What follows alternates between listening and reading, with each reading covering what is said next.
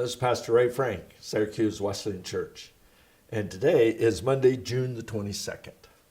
Well, yesterday was Father's Day, and so we did our best we could at our church to honor our fathers in the worship service. And I thought I would take this Monday morning musing to just share a couple of stories about my own dad. He's been gone for almost 7 years now, and but I still incredibly miss him. He was such a counselor, friend, a loving dad, and I really miss him a lot. But so I thought that I would maybe just share a couple of stories about him. One of the things that delights me is they gave me the same name. My dad was Raymond Lloyd Frank. I'm Raymond Lee Frank. But for years, starting in junior high through, mid-50s maybe, I always signed my name Raymond L. Frank Jr. because I wanted that association with my dad. Well, and Father's Day's a wonderful blessing for me because of the memories that it brings. And I'm aware that there may be some listening to this that the idea of father is a hard thing to deal with. Perhaps you were abandoned by your father or abused or some circumstance that just is heartbreaking. And I recognize that, and I hear you. I acknowledge that that's a deep pain. But for those fathers who have done the best they can and serve the Lord with all their heart, and love their wives and love their children, I want to just honor them and lift them up today, and particularly my own dad. I can. Here's just a couple of childhood memories that I still treasure.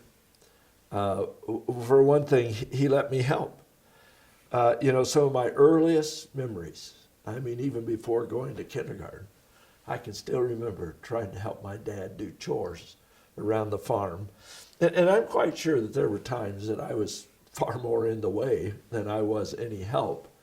But somehow my dad recognized my desire and my need to just be with him, to hang out with him and to help him. And so he would let me. And I can remember one of the things that he let me do when I was really young was we had a little coffee can, and my dad milked about 25 to 30 cows, and so morning and night, of course. And so my job was to take that little coffee can and put one canful of rolled oats into each of the feeding bins at the stations where the cows were milked, and one canful of pellets of soybean in each feeding trough. And so, we could milk 4 cows at a time.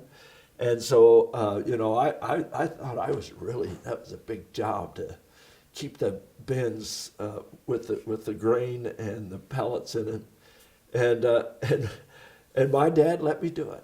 And then we would clean up the barn. I don't remember much what I would do, but he let me help him. And it made me feel important, Probably not much help to my dad, but hey, just the fact he'd let me. Another thing I remember he letting me do, I was probably a little bit older, but he would, we had a John Deere G, which has an implement bar across the back, and you would put different implements on there, whether sweeps or chisels or, planters or whatever you were doing in the field. And to change the implements, we had these big bolts. I remember as a little kid, the nuts were bigger around than my hand. And the wrench that my dad used to loosen those bolts was about as long as I was high. And I'd always ask, Dad, I can do it, let me help. And so my dad would help me pick up that wrench and put it on the bolt, tighten it up, And then I would just push with all my might, and of course, nothing happened. And then I'd feel my dad's hand come over my shoulder and grab a hold of the end of the wrench and push it to the point where it would loosen.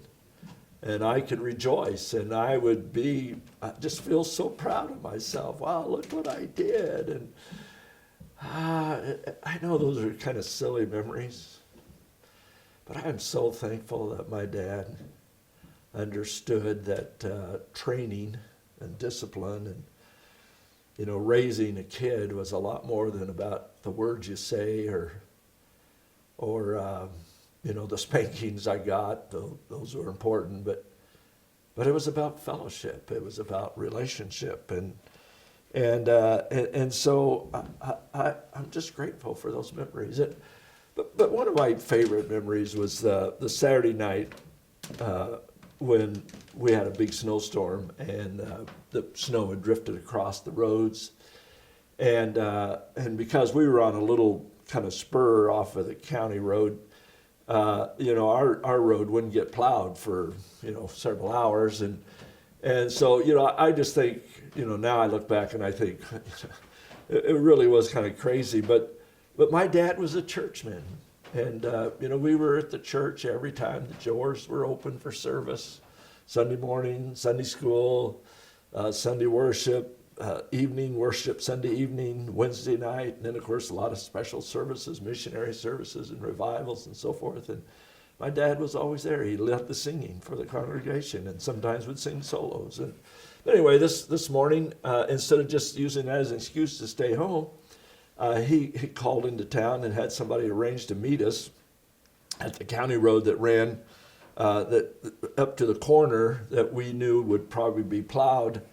And so we walked 3 miles through the snow up to the corner. My sister and I, my older sister, and my dad and I, my mom had just had a baby, so my little brother and my mom stayed home, but and you would say, that's kind of ridiculous, but that made a vast impression on me. And it's a great story to tell my kids, of course. Walk through the snow 3 miles. It wasn't really uphill, but but anyway, so I was just praise the Lord that my dad had such a deep commitment that for me, it was just natural to be committed to the Lord and to the church. And I'm so grateful for that commitment that he had and that demonstration that he made. And so happy Father's Day, Dad. And of course, the last little story about walking through the snow, that there is a downside to that as a pastor. And that is that it kind of, when people give me their excuses for not coming to church, boy, I sometimes have a hard time not just laughing, and thinking, really, that's all it took to keep you from going to church? But anyway, I'm thankful and I'm grateful for the memories, and I learned from my dad what he demonstrated more than what he said. I trust that you've had some good memories of your dad, and that you were able, if he's still around, to tell him that you love him and you had it. Thankful for his influence on your life. And I trust that you and I can be a demonstration of God's love and care for those around us this week. Have a great week. God bless you.